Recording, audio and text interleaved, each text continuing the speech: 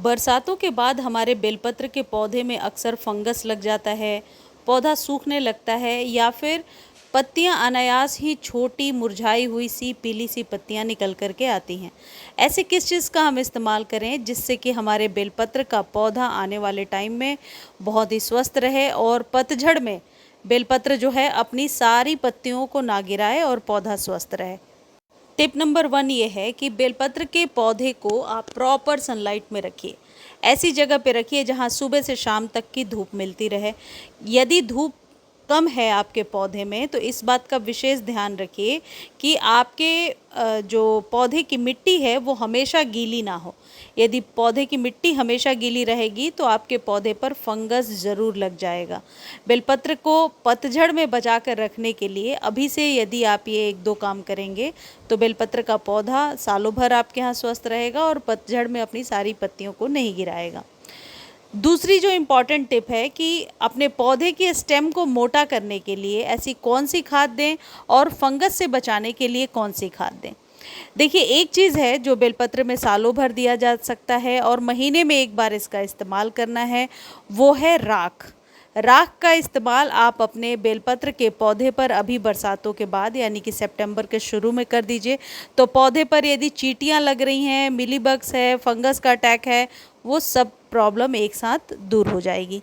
लेकिन राख का यूज़ बताने के पहले या फिर कितना इस्तेमाल करना है ये बताने के पहले तीसरी चीज़ ये समझ लीजिए कि जब कभी भी राख डालना है उसके पहले पौधे की इस तरीके से गुड़ाई ज़रूर कीजिए। गुड़ाई करने से आपका पौधा निश्चित तौर पर स्वस्थ रहेगा और ऊपर से 1 इंच ही मिट्टी की गुड़ाई करनी है, जैसे ये माली भैया करके आपको दिखा रहे हैं। गुड़ाई करने के बाद वो राख डालिए जो मैं बता रही हूँ और उसके बाद पौधे को प्रॉपर सनलाइट में रहने दीजिए। उस दिन पानी ना डालें जिस दिन आप राख का इस्तेमाल कर रहे हैं। ये जो राख है इसमें आधा चम्मच हल्दी ज़रूर मिला लीजिएगा। अब आप सोच रहे हैं कि शहरों में राख कहाँ से मिलेगी। देखिए, हमारे घरों में जो धूप बत्ती अगरबत्ती जो हम जलाते हैं पूजन के दौरान या हवन जब होता है उसके बाद बहुत सारा राख बच जाता है। उस राख को आप अच्छे से किसी कंटेनर में बंद करके रख लीजिए। मैंने भी अगरबत्ती वाले राख का ही इस्तेमाल किया है, धूप बत्ती से जो राख मिलता है। इसमें यदि 1 चम्मच राख है तो 1 पिंच आप हल्दी डाल लीजिए, उस हिसाब से क्वांटिटी लगा लीजिए और उसको गमले में अच्छे से डाल दीजिए। जैसा मैंने बताया, डालने के बाद आपको पानी नहीं देना है, पानी नेक्स्ट डे देना है। अब दूसरी जो चीज़ है ये है डीएपी। डीएपी का इस्तेमाल करने से आपके पौधे की जड़ें मजबूत रहेंगी और ये जो डीएपी है ये आसानी से आपको लोकल नर्सरी पे या खाद के शॉप पे मिल जाएगा। यदि नहीं मिल पा रहा है तो आप लिंक के लिए पूछे, मैं आपको लिंक प्रोवाइड कर दूंगी और आप डीएपी ले सकते हैं। डीएपी एक ऐसी खाद है जो आपके पौधे की आप कह सकते हैं रूट्स के एक्सपेंशन में हेल्प करता है और ऑल ओवर आपके पौधे को बहुत ही फ़ायदा पहुँचाता है। तो डीएपी देना कितना है? कम से कम 10 दाने आप डालेंगे अपने बेलपत्र के पौधे पर। इसको 45 डेज़ के बाद आपको रिपीट करना है। इसको हमेशा सॉइल में डालना इस तरीके से सही रहता है, थोड़ा सा मिट्टी के अंदर दबा दीजिए। ये बहुत जल्दी सॉइल के साथ मिल करके और आप यूँ कह सकते हैं घुल जाता है मिट्टी में बहुत जल्दी। हालांकि इसको पानी में घोल करके भी दिया जा सकता है, लेकिन पानी में घोल करके देने की बात तब आती है जब मई जून वाली गर्मी होती है। अभी फ़िलहाल आप इसको सिर्फ सॉइल में दबा दीजिए और इसको 45 डेज़ के बाद सेम क्वांटिटी को आप रिपीट कर लीजिए। आप देखिए आपके पौधे की ग्रोथ बहुत ही बढ़िया होगी। अब दूसरी जो चीज़ है ये नीम खली।